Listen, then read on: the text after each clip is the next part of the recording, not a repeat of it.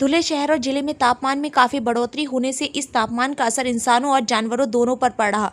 एक चौंकाने वाली घटना सामने आई है कि धुले तालुका के वनी गांव में एक किसान के मुर्गी फार्म में गर्मी के कारण करीब 200 मुर्गियों की मौत हो गई।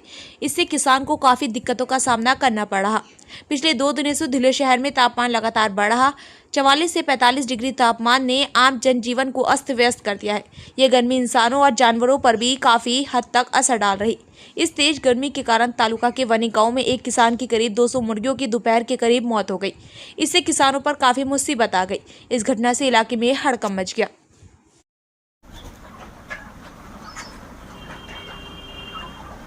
उचल उचल उचल